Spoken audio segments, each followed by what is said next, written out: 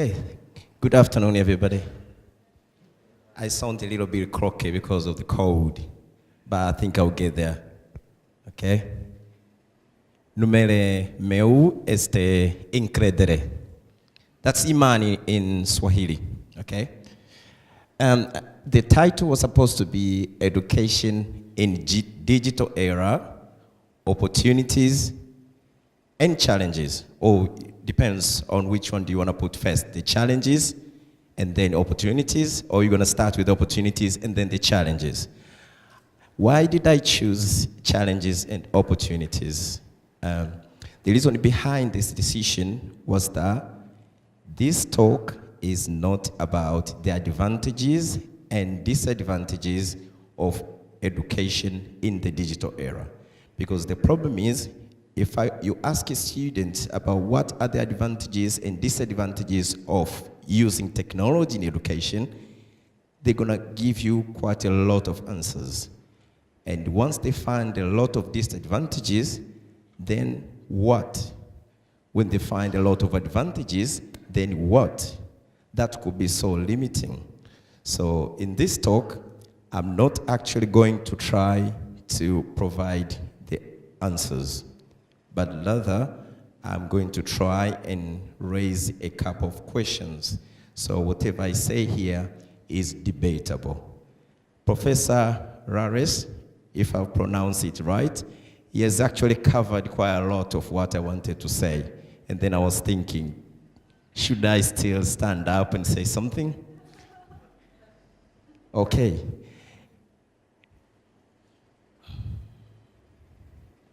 So the key questions that I'm going to raise, let's start with the first questions, okay? What did we have before in terms of education, okay? Most of you, you might be aware that some of you were born probably before 1980s. They've probably seen a number of approaches that are different from now. If you tell a young kid now, they say that we did not even have Facebook in the 80s or the 70s, they won't believe you. They'll think maybe there's something wrong with you. Something has cracked up there. Okay? So we will talk about the context, the content, okay? Because the focus in the past was just about the content. And then now, what do we have now? Okay? That bit of transformation from the content to skills and the knowledge application. So, is the transformation from content to skills, is it fit for the purpose? Are our students learning more now because we've got the technology? Or is it the same issue of failure to apply knowledge? Again, we're going to look into the future. What is next?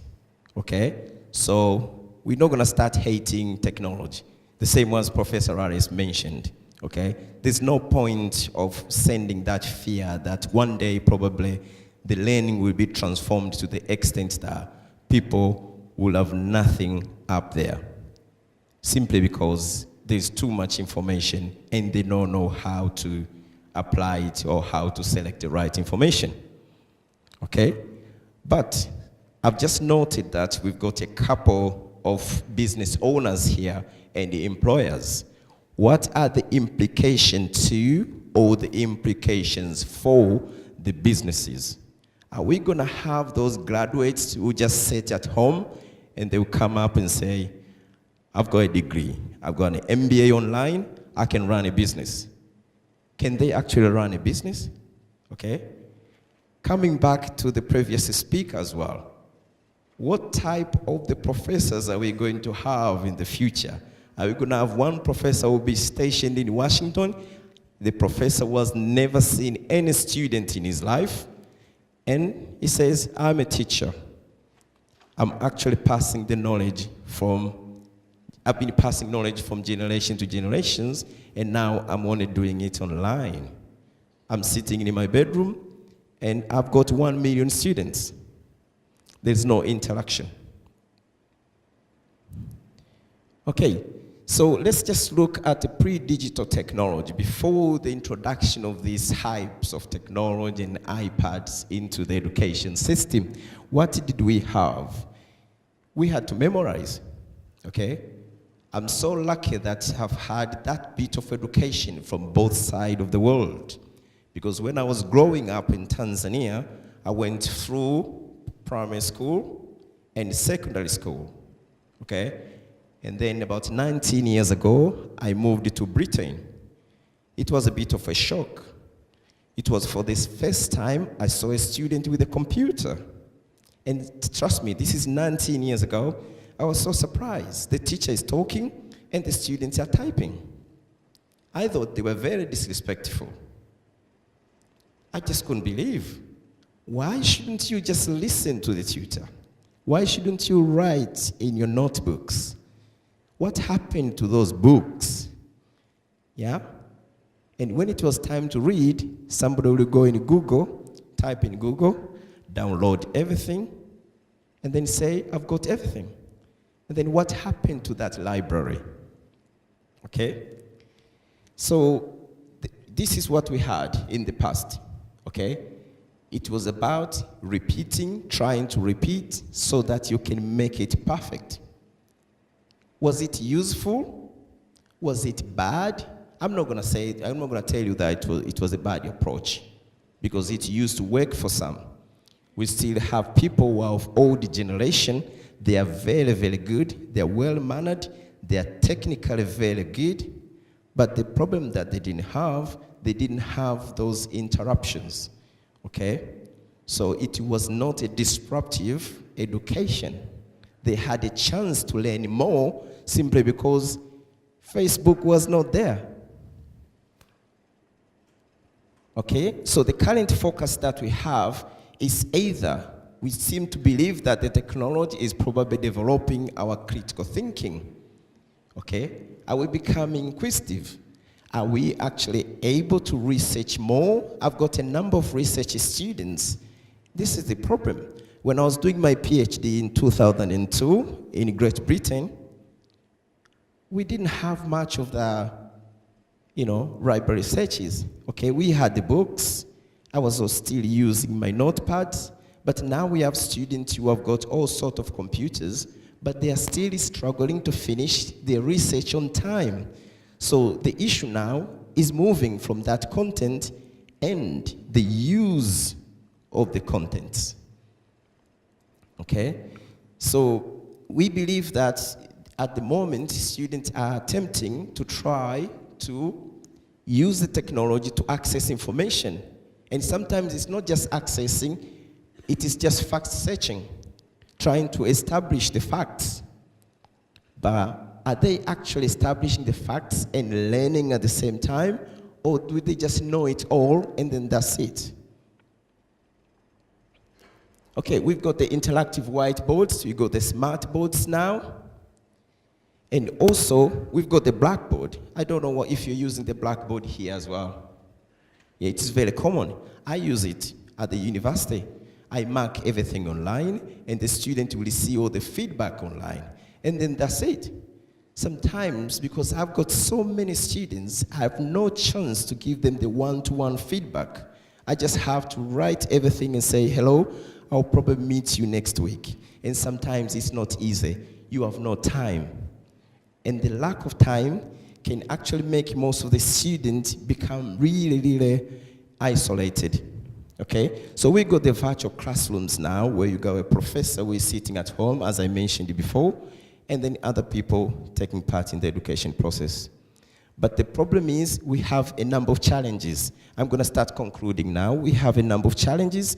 The first one, do you think technology is the barrier to learning? Can people become so isolated to the extent that they are studying at home and they don't have friends to help them? Yeah? Again, we've got tutors. Most of the professors then, because of the introduction of new technologies each time, that means you need to train them. You need to train the teachers to use the blackboard. It's not just about the students, it's about the teachers as well. They need to upgrade.